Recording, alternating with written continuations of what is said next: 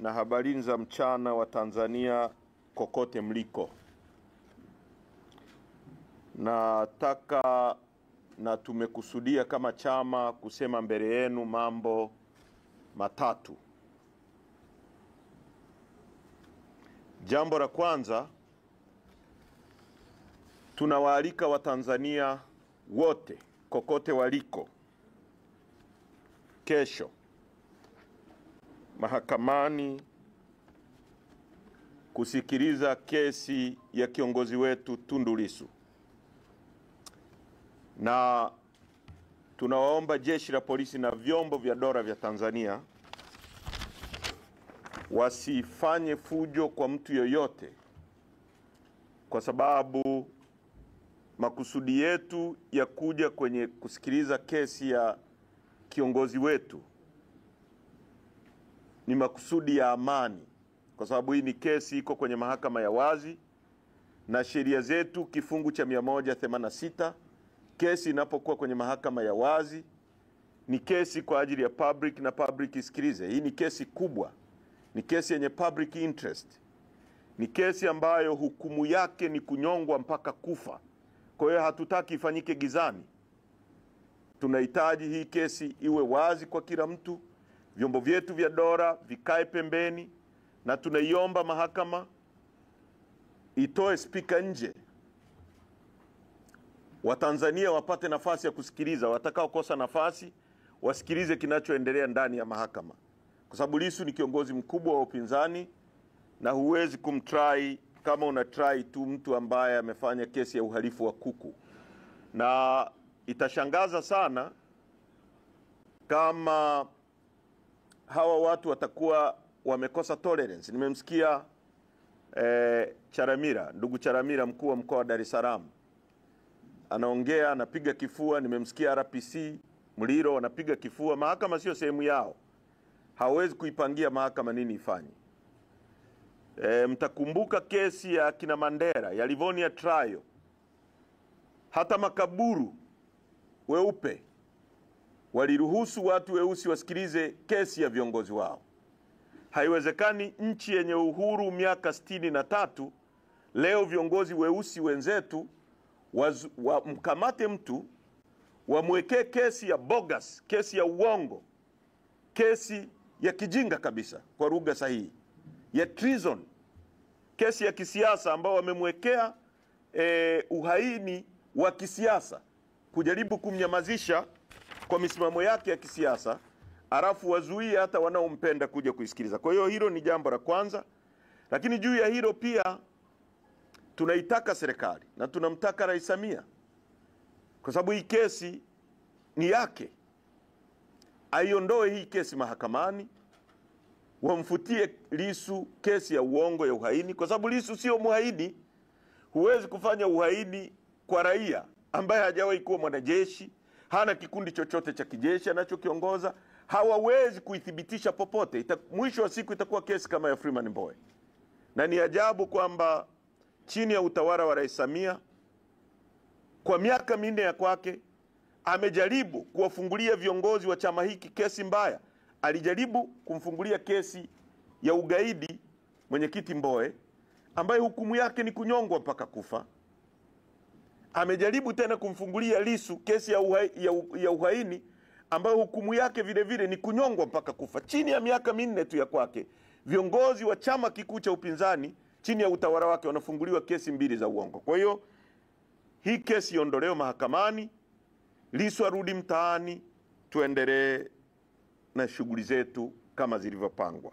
Kwa hiyo hilo linahusiana na kesi, na tunasisitiza wanachama wetu na Watanzania wengine wote waje mahakamani. Jambo la pili ni operation yetu ya no reforms no election. Bila mabadiliko hakuna uchaguzi. Itaendelea kama ilivyopangwa kuanzia tarehe 3 mwezi Mei, na tutakuwa na timu 2 kama zilivyokuwa awali. Timu moja itaongozwa na katibu mkuu na timu nyingine nitaiongoza mimi. Tutaendelea na operation kuanzia kanda ya kati, kwa maana ya mikoa ya Morogoro, Dodoma na Singida. kuanzia tarehe 3. Baada ya hapo tutaendelea na mikoa ya kanda ya magharibi, Katavi, Kigoma na mikoa mingine ya kanda magharibi. Na katika hilo tumeona dalili za kuanza vitisho katika kujaribu kuzuia operation hii isiendelee.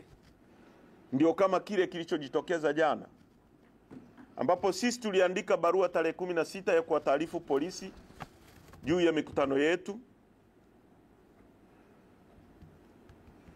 Tumefanya maandalizi kwenda Kariakoo kuzungumza na Watanzania ambao pia wengi wana matatizo. Tulipofika eneo la mkutano, polisi wakaja na barua kutuzuia. Eneo la tukio tumewapelekea barua siku 6 zilizopita. Jana tarehe 22 tukiwa kwenye eneo la tukio wanakuja kutuzuia. Wamefanya fujo, wamenikamata mimi, wamekamata walinzi wangu. Wameondoka na sisi, mimi na pamoja na katibu wa idara Elizabeth Mambosho. Wamezunguka na sisi kwenye gari. Wametuambia kwanza tumeenda kituo cha polisi Msimbazi, wametuchukulia pale kwenye gari ya Hilux. Wametoka na sisi, wamepita, kulikuwa na jam sana. Wakatuelekeza kwamba wanatupeleka kituo cha polisi Central. Tumefika Central, wakakunja wakaingia barabara ya mwendo kasi. Tumekwenda mpaka Kisutu, wakaoda ving'ora vyote vya magari tulivyokuwa navyo vizimwe. Tukashika hiyo barabara ya kuja kama tunakuja Jangwani, tukapita kwenye mwendo kasi. Nikajua labda wanatupeleka Mburahati. Tumefika Magomeni hapo, wakakunja. Tukaingia kama tunakuja makao makuu ya zamani Kinondoni. Wakaingia Mwananyamara, wamezunguka na sisi, wamekuja kutudrop saa 2 usiku barabarani. Sina simu, sina pesa, sina mawasiliano, wametushusha barabarani. Paka mimi nikajiuliza, au ni watu walikuwa wamepanga, kwa sababu hii ni abduction. Tulitekwa na polisi. Na baadaye nakuja kuona taarifa ya Muliro anasema kwamba polisi hawakutukamata. Sasa nyie jiulizeni, kama mimi ni kiongozi wa chama, nimekamatwa mchana, vyombo vya habari vikiwepo, Watanzania wakiwepo, picha zimeonekana nikiwa kituo cha polisi Msimbazi, tulikuwa na watu wa Jambo TV na baadhi ya watu tuliongozana nao kwenda pale. Ghafla polisi wanasema hawajanikamata. Lengo lao kutoa hiyo kauli ni nini? Ni watu walikuwa wamerenga wanipoteze kama wanavyopoteza watu wengine? Hili ni swali ambalo linahitaji kujibiwa. Wakati huo huo, RC anasema wako na mimi, RPC anasema hawako na mimi. Hii ni serikali ambayo haiko coordinated. Haiwezi kuwaongoza Watanzania. Serikali ya aina hii tuko kwenye autopilot. We are captured. As a country tuko kwenye matatizo. Na Watanzania lazima muelewe hili. Waandishi wa habari, Watanzania muelewe tuko kwenye matatizo makubwa. Tunaongozwa na watu ambao wako very uncoordinated. Mambo ya nchi yanajiendea, huyu anatoa tamko, huyu anatoa, kila mtu ni kambale. Inawezekana hata hizi orders za kumkamata Heche haieleweki aliyezitoa, huyu anasema hivi, inawezekana ni kila mtu anaongoza section yake. Kwa sababu kama RC anasema wako na mimi, RPC anasema hawajanikamata, ni message gani anayoipeleka kwa Watanzania? Kwa hiyo hili la kukamatwa mimi ni sehemu ya vitisho vya kutuzuia kufanya kazi yetu, lakini lazima tufanye kazi yetu. Jambo la mwisho, tunaunga mkono tamko la viongozi wa dini walilolitoa wakati wa Pasaka. Tunaunga mkono tamko la shura ya maimamu walilolitoa wakati wa Idi, wote wakiunga mkono msimamo kama wa kwetu wa kusema mabadiliko yanahitajika kwenye nchi hii ili uchaguzi ufanyike ambao ni huru, haki, wa wazi, ili kuwapa Watanzania viongozi wanaowastahili kwa mujibu wa katiba yetu ibara ya 8. Serikali itatokana na wananchi. Lengo kuu la serikali sehemu B itakuwa ni ustawi wa watu, na serikali itawajibika kwa watu. ukiondoa uchaguzi ambao haujatokana na wananchi, hiyo serikali itakuwa sio ya watu, hiyo serikali haitawajibika kwa watu, na hiyo serikali haitakuwa na malengo ya kustawisha watu, kwa sababu itakuwa ni serikali ya kikundi cha watu. Na ndicho tunachoamini kwamba sasa hivi kuna state capture. Dola lililoshikiliwa na kikundi cha watu linafanya maelekezo ya watu. Kama dola ni ya wananchi, lazima waruhusu wananchi kwa kura zao waiweke, ili iweze kuwajibika kwao na iweze kuleta ustawi. Sasa katika hili tunaendelea kusisitiza. Mimi nilikuwa na katibu mkuu wetu, tulikuwa miongoni mwa watu 5 tulioenda kuonana na Rais Samia tarehe 20 mwezi wa 5 mwaka 2022. Alituahidi Ikulu Chamwino Dodoma kwamba serikali yake haitafanya mambo yaliyopita ya serikali zilizopita: kuteka watu, abduction, watu wanapotea, viongozi wetu wamepotea. Deus Soka amepotea, ametekwa. Bwana Kipanya, kiongozi wetu kutoka Sumbawanga, kiongozi wetu wa hapo Bwana Mrai, hawa ni watu wamepotea, wametekwa. Hii ni ahadi ya rais, na aliposema kwenye 4R yake mojawapo ni resilience, reform, rebuild. Anaposema rebuild, ina maana anatambua kuna ujenzi uliokuwa umefanyika, sasa umebomoka, anataka kurebuild, kujenga upya. Hakuna kitu alichojenga. Resilience, kuvumilia. Unapompa Lissu kesi ya uhaini, mkosoaji wako namba 1, chama kikuu cha upinzani, chama kinachoungwa mkono kuliko vyama vingine vyote nchi hii, chama chenye mtandao pengine kuliko CCM, kwa sababu ukitoa mtandao wa kiserikali wa CCM haina competition yoyote na sisi kwa wananchi, kwa sababu sisi tunaungwa mkono na wananchi ambao ni organic. Ndio maana ukienda kwenye mikutano ya CCM utakuta wana CCM wanahutubiana. Actually wanapaswa kufanya vikao vya ndani, kwa sababu wanasomba watu kutoka Tarime, wanawaleta Bunda, wanahutubia. Wakienda Tarime tena wanasomba hao wa Bunda waliohutubia jana, wanapeleka Tarime. Wakifika tena Tarime wanasomba, wanapeleka Serengeti. Sisi tunahutubia watu wa eneo husika pale tunapokuta organic. Hakuna chama kinachokubalika kama sisi. Ni chama kinachochangiwa na wananchi. Wao wanahitaji kuwapa watu fedha ili waende kwenye mikutano yao. Kwa hiyo ukizungumza kuhusu resilience, rais anapaswa kuwa na resilience na uvumilivu. Ameikiuka. Reforms, ni hoja yake ya reforms ambayo alituahidi tarehe 20 mwezi wa 5 Ikulu Chamwino Dodoma. Leo tunadai reforms, tunawekewa kesi ya ugaidi. Kwa hiyo rais mwenyewe na timu yake wanavunja 4R zake. Kwa hiyo sisi tunaunga mkono walichokisema maaskofu, na niwakumbushe wa Tanzania, hawa watu hawawezi kuaminika kwa kauli tu. Lazima walete reforms za maandishi, za kisheria na za kikatiba, ndio wataaminika, na tuwe tayari kwa kweli kusimamia. Hatuhitaji nchi hii iongozwe kwa dhamira ya mtu. Tunahitaji nchi iongozwe kwa sheria na tuzisimamie sheria. Kama mnakumbuka, tarehe 5 mwezi wa 3 2024, aliyekuwa makamu mwenyekiti wa CCM Bwana Abdurahimani Kinana, akiwa kwenye mkutano mkuu wa ACT Wazalendo. Sasa nawaomba, kwa sababu haya mambo yako kwenye public domain, mzichukue mnukuu kwa usahihi. Na ndugu zangu waandishi wa habari, hii ni nchi yetu, mkiwemo nyie. Mnahitaji kuishi vizuri, tuna resources za kutufanya tuishi vizuri wote. Hii vita sio ya Chadema, ni vita yetu sote. Ndio maana tunaomba mashehe, maaskofu, NGOs, waandishi wa habari, everybody aje on board kupigania nchi ambayo inaongozwa kisheria, kwa sababu hakuna aliye salama. Kuna watu walikuwa CCM wanafikiri wako salama, leo wanapotekwa wakina Deus Soka. Tunazungumza mjumbe wa mkutano mkuu wa CCM kutoka kule Tarime ametekwa. Kwa nobody is safe katika mazingira kama haya. Kwa na washauri na nyie mnapoenda, mchukue hata hizi klipu zao, mziunganishe na matendo wanayoyafanya leo. Abdurahimani Kinana akiwa kwenye mkutano wa CCM alisema vipi? Kwenye mkutano wa ACT Wazalendo tarehe 5 mwezi wa 3 alisema, na nukuu kwa kifupi, kwamba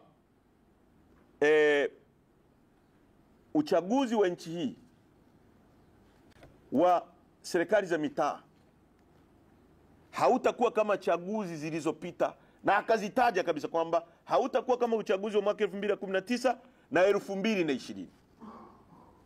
Na akasema watu wana haki ya kutokuamini maneno ninayoyasema kwa sababu ya kile kilichojitokeza kwenye uchaguzi wa 2019 na uchaguzi wa 2020 ambao uliibiwa, ambao viongozi wa upinzani walikatwa majina, ambao viongozi wa upinzani walizuiliwa mawakala, walizuiliwa kuchukua fomu, na mwishowe CCM ikapita kwa 100% kwenye vijiji na vitongoji na wabunge. Akasema hayo hayawezi kujirudia chini ya Rais Samia. Nini kilichojitokeza tarehe 27 Novemba ya mwaka jana? Kwa mujibu wa Waziri Mchengerwa, walikata, yani waliondoa wagombea wa upinzani 12,600. Na unapozungumzia upinzani nchi unazungumzia Chadema. Ndio chama chenye mtandao wa kuweka watu nchi nzima. Kuna vyama hapa ambavyo hata ukiwaachia Dar es Salaam hapa hawana uwezo wa kufiri wagombea udiwani tu hapa Dar es Salaam. Na vipo vinapiga kelele kweli kweli. Ukiondoa Chadema kuna vyama havina uwezo wa kufiri wagombea udiwani Dar es Salaam tu. Achia majimbo.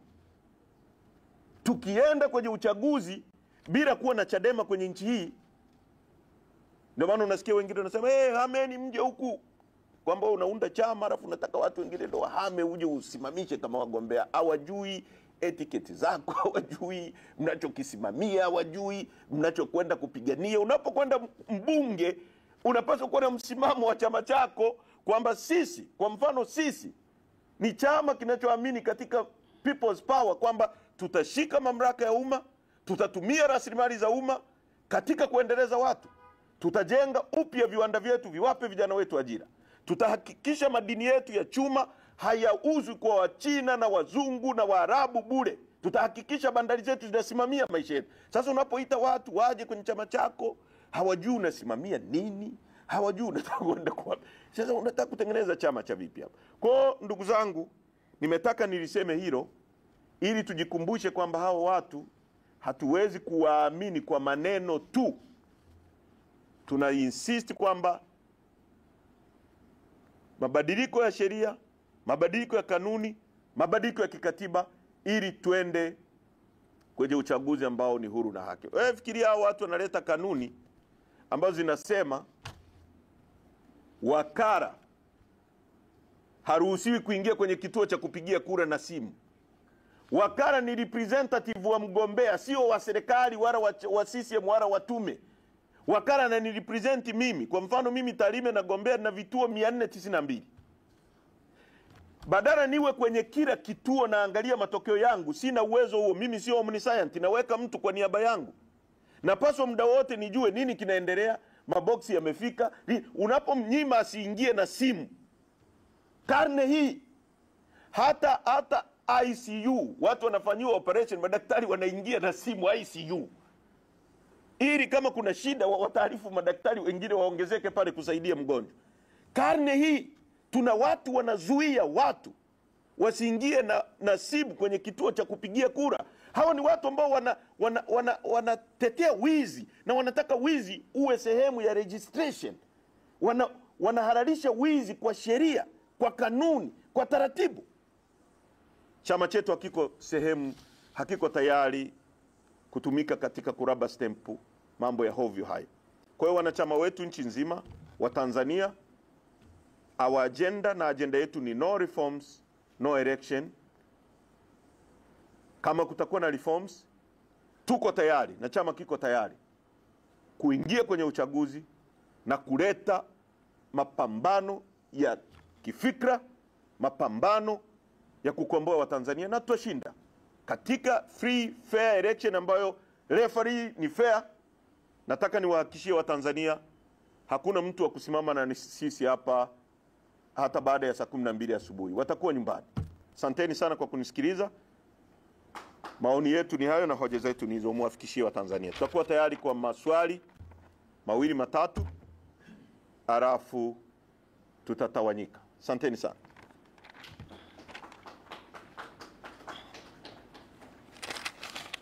Asante. Na sasa tutachukua maswali matatu kama alivyosema makamu mwenyekiti. Karibu. Jitambulishe please, unatokea kituo gani na jina lako nani? Asante.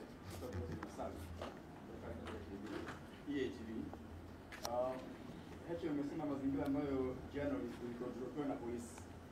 Wewe ni public figure wa taifa. Sasa huna simu, hauna fedha mfukoni. Ulianzia baada ya hapo. Sababu na Samir usiku barabarani mfukoni pesa hauna, simu ya mawasiliano huna.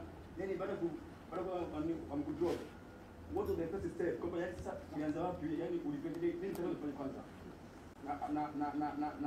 Na hapo kuelewa simu nayo ama what happened? Asante Brighton. Karibu. Asante. Mimi naitwa John kutoka TV. Okay. Makamu mwenyekiti, vyombo vya usalama pamoja na RC anajenga hoja kwamba wanazuia watu kwenda pale kwa sababu ya kwenda mahakamani kwa sababu ya security concern. Na jana alitumia lugha moja kwamba kuna mahali mlitamka kwamba mtakinukisha. Sasa kwa lugha kama hizo na nyinginezo wao wanadai kwamba wao kwa sababu wana jukumu la kuhakikisha kuna usalama kwenye nchi na kwenye mkoa, wamechukua hatua za kuzuia mikusanyiko hiyo ambayo wao wanasema itaitigate violence. Sasa tunataka kujua kutoka kwa chama kwamba je, hizi kauli zenu za kuhamasishana kwenda kwenye mahakamani na hicho wanachokemu serikali na polisi kodi, lakini pia ikitokea sasa jeshi la polisi likaanza kupambana na Chadema, nini wito kwa wanachama wenu na wananchi ambao mmewaalika kwenda kuuliza kesi? Asante John. Asante. Mimi naitwa Joseph Kiranje na kutoka Chanzo. Jana kulikuwa kuna press ya wanachama wetu ambao wanajiita kwa jina la Sauti please. Ufafanuzi kwa sababu walilalamika kwamba chama kimesusia maoni yao na kwamba hamjasaini kanuni za mali za uchaguzi, na wao wanaona kama chama sasa hivi kinaongozwa na kibabe. Kuna sifa, kuna kama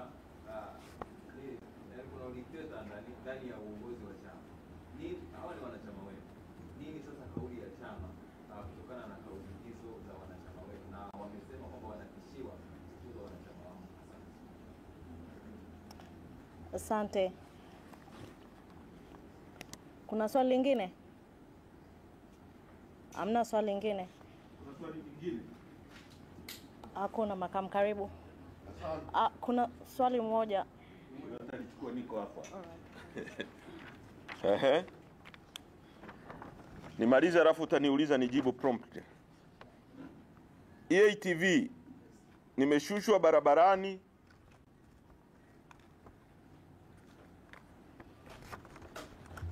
barabarani usiku saa 2, sina fedha, sina kitu chochote. Nilipokuwa kwenye mkutano, baada ya kuwa nimeshushwa kwenye gari yangu, kwa sababu polisi walipotaka tuongozane, nilimwambia yule bwana ambaye alikuwa kiongozi wa ule msafara wa polisi kwamba niko tayari kwenda hata na gari yangu au mimi mwenyewe. Wakaforce, walikuwa tayari. Unasikia ukisikiliza zile clip, kuna sehemu walikuwa wanasema vunja kioo. Kuna bwana mrefu hivi anaitwa Peter, aliamuru polisi wale wavunje kioo ili wanitolee labda kwenye kioo. Kwa hiyo kila kitu mimi niliacha kwenye gari, wallet and everything. Kwa waliponichukua had nothing, sikuwa na kitu chochote. Kwa wamezunguka na mimi all the time, na walikuwa hawaongei, wako kimya na mimi niko kimya, wanaendesha gari tu, kwa sababu wamesema wanaenda Central. Tumefika Central, wakasema unganisha, yule wa mbele na kiongozi yule alipigwa picha, mnaweza kumtafuta mkamuuliza. Twende hivi, nyoka. Hata yule wa pili ambaye tulikuwa naye Peter, kuna wakati anasema mbona tunavuka Central, akamwambia mimi si ndo naongoza, kaa kimya. Kwa Peter akakaa kimya.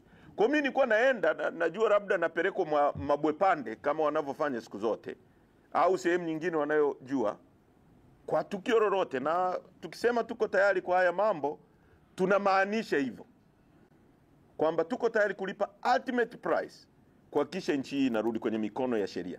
Kwa sababu kwa mfano sheria yetu inakataza kumkamata, ule ni utekaji kwa njia zile. Walipaswa waje waniambie wewe uko chini ya ulinzi kwa sababu hii na hii na hii. Sasa mtafute Muliro, tafuta polisi, walinichukua na nipeleka wapi? Lakini pia kama wangekuwa watu wema, kwa nini wasingenipeleka either nyumbani kwangu au kituo cha polisi, waniache pale nipate communication, niite dereva wangu aje kunichukua pale? Walikuwa nazunguka na mimi kufanya nini? Mimi nilikuwa nimeomba lift ya gari ya polisi wazunguke na mimi? Ni watu wangapi wanafanyiwa hivyo alafu wanaonekana hawaonekani? Ni kesi ngapi mmezisikia nyie watu wamekamatwa, familia inathibitisha kwamba huyu alichukuliwa na polisi, alafu polisi wanakana kabisa? Sasa kama wangenichukua kwenye eneo ambalo hakukuwa na watu, kusingepigwa picha ambayo ilionekana pale kituo cha polisi, unafikiri nini wangesema baadaye? Kwa mimi baada ya pale kuna gari moja ilisimamika, kwa sababu nilikuwa nimevaa combat hivi na watu ni mtu visible. Kuna mtu akasimama akasema nipande kwenye gari yake, na kwa kweli nikawa tempted. Eliza alinisaidia sana, akaniambia no, usiingie kwenye gari ambayo hujui, Land Cruiser.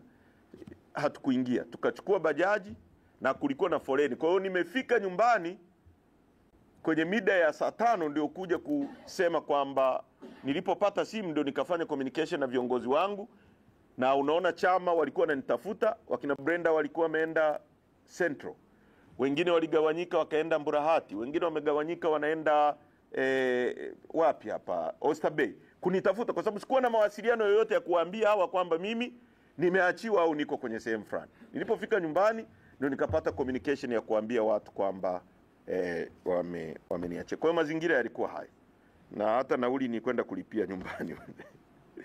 Jodi anasema RC kuzuia watu kwenda polisi. Tuna polisi wa ajabu sana nchi,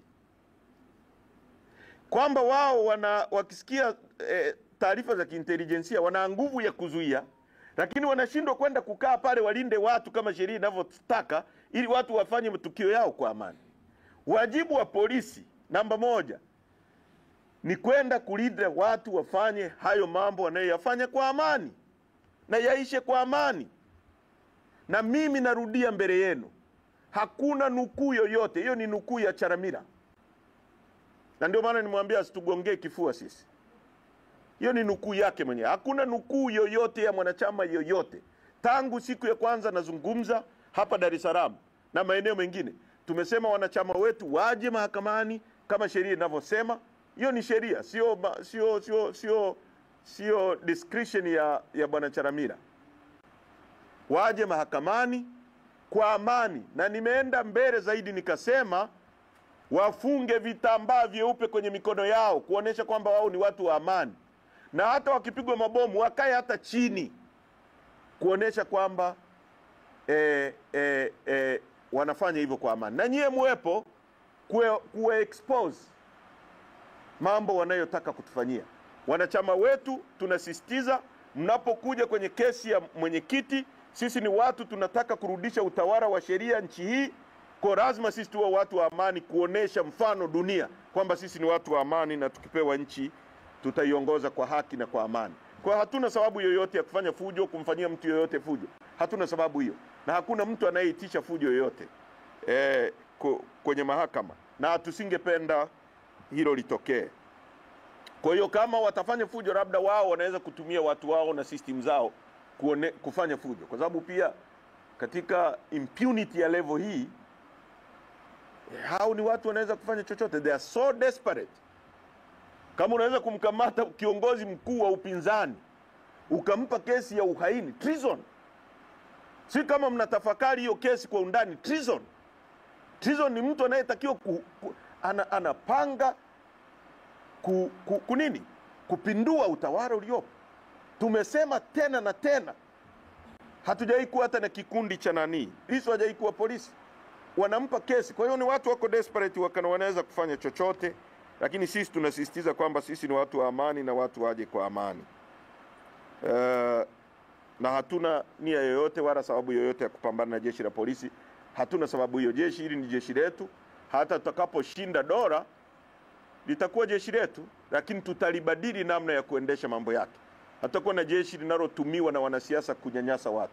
Tutakuwa na jeshi independent ambalo watu watapata nafasi kwa merit, kwa uwezo, sio watu wa kuteuliwa na kikundi cha watu kwa ajili ya manufaa yao. Tutawatumia hao. Tunajua kuna watu weredi na wema ndani ya jeshi la polisi, watafanya kazi chini ya utawala wa Chadema. Na chanzo presi ya wanachama wetu, tuna watu wanazungumza ambao ni viongozi, wamekuwa viongozi waandamizi wa muda mrefu ndani ya chama chetu. Wanajua utaratibu wa communication ndani ya chama chetu, wanajua wapi pa kusema nini wakati gani. Tunawasisitiza wafanye hivyo. Asante sana.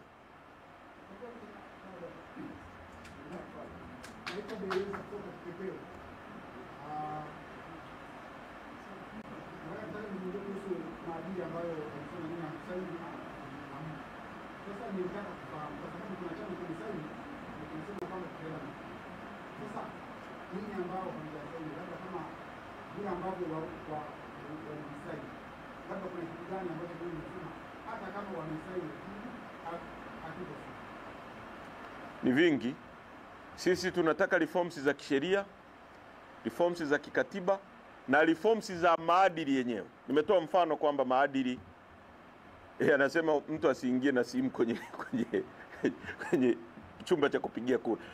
Chumba cha kupigia kura kinatakiwa kuwa wazi iwezekanavyo ili kila mtu aone kura imepigwa, imehesabiwa na ndio iliyopigwa. Sasa unapozuia ni sehemu ya kuondoa uwazi. Kwa kuanzia kwenye maadili yenyewe kuna makosa, kwenye sheria kuna makosa. Hii wanayosema si wamefanya mabadiliko ni skimish. Unaposema kwamba wakurugenzi hawatasimamia uchaguzi, lakini wewe huyo unasema viongozi waandamizi kwenye wilaya. Kiongozi mwandamizi kwenye wilaya ni nani? Ni DAS. Wakurugenzi hatukuwapinga kwa sababu ya majina yao, tuliwapinga kwa sababu wanateuliwa na rais na wanapokea maelekezo ya rais. Sasa DAS ni nani? Anateuliwa na nani? GSO anateuliwa na nani? Sui katibu nani? Wakuu wa idara wako chini ya nani? Walimu wenyewe, utumishi wetu hauko independent. Ndio maana hata walimu si na nini na watumishi wote wa serikali wanaogopa kudai hata madai yao. Sisi tunatoa tuseme tufanyie hivi kwa sababu katiba yetu ibara ya 35 extension ya mkono wa rais inaenda mpaka kwa mwalimu wa shule ya msingi au mtendaji. Kuna sehemu nchi nyingi tu rais hana mamlaka ya kuondoa mwalimu kwenye nani, kwa sababu mifumo inayomsimamia mwalimu ni different. Lakini Tanzania ni extension ya mkono wa rais mpaka kwa mtendaji wa mwisho, ndio mamlaka yake ya mwisho ya sheria. Hii ni nchi ya kikoloni na mfumo wa kikoloni. Kwa hiyo ukisema mtu yoyote utamchukua kwenye level ya wilaya katika nani iliyopo ni kujidanganya. Hii tume wanaosema tume huru, bwana mzee wa kipepeo, ikiwa inaitwa tume ya uchaguzi, mwenyekiti wake alikuwa anaitwa nani? Jaji Mwambegere, huyu aliyepo. Sasa hivi imebadilishwa jina, inaitwa tume huru ya uchaguzi. Mwenyekiti ni nani? Jaji Mwambegere. Unawaambia nini wa Tanzania? Ikiwa inaitwa tume ya uchaguzi, mkurugenzi wa tume bwana Kairima. Leo inaitwa tume huru ya uchaguzi, mkurugenzi wa tume bwana Kairima. Kwa hiyo ukichukua soda ya Fanta ukiiweka kwenye chupa ya Coke inageuka inakuwa Coca. Ndivyo ilivyo dunia ya Tanzania hii. Ni ujinga kabisa. Omar Ramadhani Mapuri, katibu mwenezi wa CCM. Katibu mwenezi wa CCM, mwanachama wa CCM, waziri, ni kamishna wa tume. Kwa nini hao watu wanataka kutumia bilioni 500 za Watanzania kufanya ujinga kama waliofanya mwaka jana? Tumetumia bilioni 271 kufanya uchafuzi wa serikali za mitaa. Tunakwenda kutumia bilioni 500 kufanya uchafuzi wa uchaguzi mkuu. wakati vijana hawana ajira. Kwa nini wasijitangaze, waendelee? Kwa sababu ndicho wanachofanya, na wameshaanza kujadili bungeni. Ukisikia wabunge wa CCM wanapendekeza nani awe waziri mkuu, nani si wanamwomba Rais Samia amteue, si nani amteue Majaliwa, ndicho wanachoendelea nao. Wanawaambia Watanzania basically hakuna uchaguzi. Sasa hao walio saini waulize kwamba mmesainije na mnalalamikia nini? Kwamba umesaini, umekubaliana na yaliyomo. Sasa unacholalamikia nini? Hayo watakujibuni wao. Huyu hapa kwanza alitaka kuuliza swali. Naitwa Elisha Pius kutokea Lili Media. Kwa namna ambavyo umeeleza au kwenye siasa kwa muda mrefu, na kuna tukio mengi yametokea, watu wengi wamepotea, watu wengi wameuawa kwa mujibu wa maelezo yako. Sasa namna ambavyo naona hali ya kisiasa inakwenda kwa nchi Tanzania, je, unafikiri uko salama kiasi gani wewe kama kiongozi wa chama? Unafikiri uko salama kiasi gani kwa mazingira haya ambayo umeyaeleza? Asante. Usalama wangu uko guaranteed na Mungu. Ndio maana Lissu alipigwa risasi 16. Haijawahi kutokea duniani na amesurvive. Mungu ndio mlinzi wetu. Unapodiri na watu ambao wamepotoka, mlinzi wako ni Mwenyezi Mungu. Na hii kazi hatuwezi kuacha kuifanya. Tukiacha kuifanya tutauzwa wote. Wazee wetu waliopigania uhuru walifanya kazi na wakoloni. Walikuwa na tabia kama hizi. Nchi zote za Afrika kuna waliokufa katika struggle, kuna waliofika mwisho, lakini lazima tujenge tofali la kwanza na la pili. Tunaweza kuendua vita ya muda mrefu na ngumu, na Watanzania wajiandae kwa hilo kwamba tunaweza kuendua vita ya muda mrefu na ngumu, lakini chama chetu ni chama cha kiukombozi, kitafikia malengo kinayojipigania. Tungekuwa chama cha kutafuta ruzuku na kutafuta idadi ya wabunge, kuna watu wametutafuta pembeni tu negotiate tupewe wabunge kadhaa na ruzuku. Sisi sio chama cha hivyo. Sisi ni chama tunahitaji mabadiliko, total overhaul ya sheria zetu, tuingie kwenye uchaguzi huru na haki kwa njia za kidemokrasia, tushinde uchaguzi, tuongoze nchi. Au hata tukishindwa, tushindwe kwa haki. Tuko hivi, tuko tayari kuliko kupewa mbunge mmoja na CCM au 20 na CCM au 100. Tuko tayari kupata mbunge mmoja wa haki, tuseme huyu ndio wananchi wametupa. Au tuko tayari kukosa kabisa, tukasema wananchi hawajatuelewa, tuendelee kuelewesha watuelewe. Tuko tayari kupata wawili, tuseme hawa tumewapata kwa kura za wananchi halali. Na kuongezea hilo, hata sisi tuliokuwa wabunge huko nyuma, tumekuwa wabunge kwa mapambano, watu wamekufa. Tarime mimi nimetangazwa baada ya Mwita Boke Waitei na wenzake kuuawa katika skirmishes za kuhakikisha natangazwa ubunge. Hatuwezi tena kuendelea kuwa na nchi ambayo watu ili uwe mbunge lazima watu wafe. Haiwezekani. Mfano, tumefanya uchaguzi wa ndani ya Chadema huru na haki, hakuna hata nzi aliyekufa, na tumepata viongozi. Ndio tunachokihitaji, transparent, wazi, huru na haki.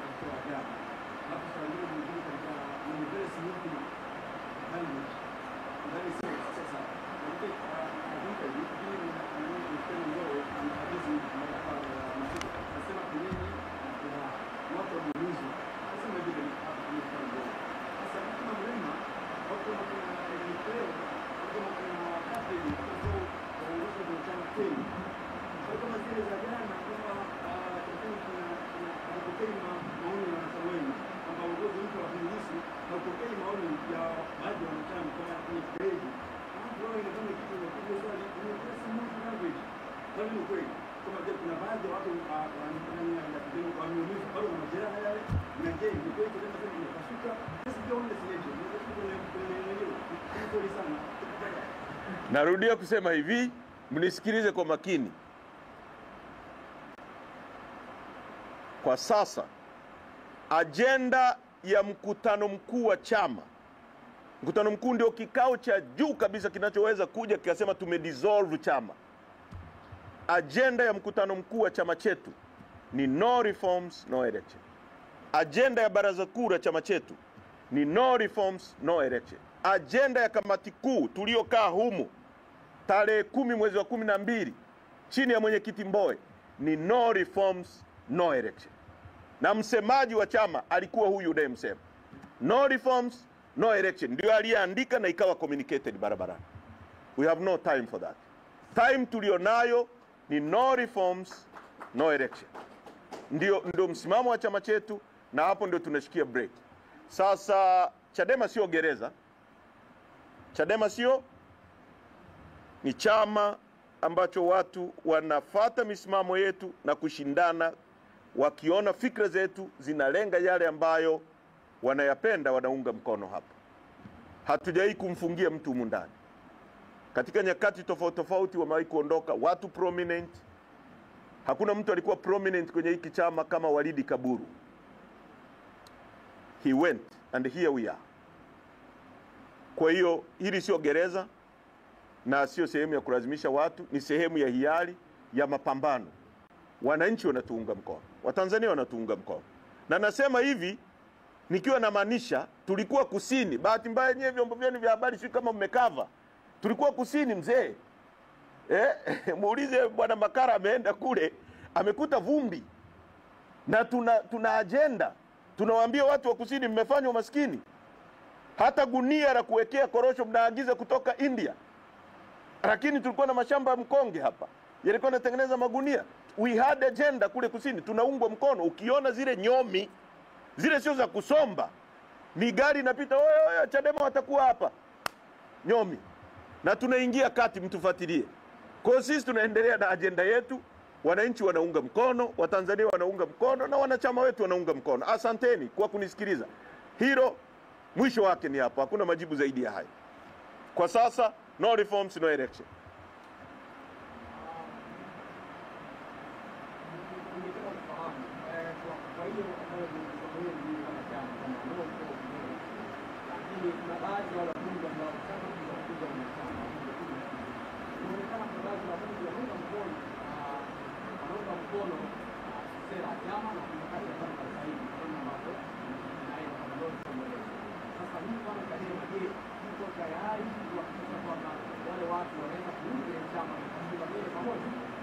Wanajua, kila mtu aliyeondoka kwa chama hiki kwa njia moja au nyingine anajua utaratibu wa kurudi ndani ya chama. Dr. Slaa alijiondoa, alipoamua amerudi, ameomba msamaha, akapokelewa. Anton Komu aliondolewa na kamati kuu, alikuwa mbunge, alikuwa mjumbe wa kamati kuu, alikuwa mkurugenzi wetu wa fedha wa muda mrefu na mbunge wa Moshi vijijini. Amerudi kwa utaratibu, ameomba kwenye kamati kuu iliyomuondoa akarudi. Wengine wote wanachama wetu wanajua namna ya kutafuta wanachama, namna ya kuomba wanachama au namna ya kurudi kwenye chama. Wanajua wao. Katiba yetu iko wazi. Na nyie someni, mjielimishe, mjue hivi vitu, waandishi wa habari muwe na taarifa. Watu wasije wakawatapikia mambo tu. Kwa mfano juzi niliona jaji anawaambia au Kairima Chadema imejifuta kwenye uchaguzi. Angesema vile Kenya, waandishi wa habari wangemscrew, angejihalishia pale. Kwa sababu they read, they know, wanajua, na wanajua nchini ya kwetu hawana upande, lakini wanakuwa wanajua sheria ya uchaguzi inasema hivi, utaratibu unasema hivi. Kwa hiyo angemuuliza, wewe Kairima, wewe ni nani kusema hivi? Umesimama kwenye nini kusema hivi? Au yule jaji wa mahakama ya rufani asije tu anatapika kama mtu anatapika matapishi tu, kwamba tumesema hivyo. Waende mahakamani, muulize kwa sheria ipi, kwa utaratibu upi unasema hivi. Kwa waandishi wetu pia na wasihi, kwa sababu nchi hii ya kwetu, ikiharibiki na tuharibikia wote, mjibidiishe, mpate taarifa mnapokwenda kuzungumza na watu, muwe na hizo hoja za kumuuliza na asije tu kuwahutubia na kuwaletea mapambio. Asanteni sana, Mungu awabariki. Nafikiri tumemaliza. Mpaka wakati mwingine.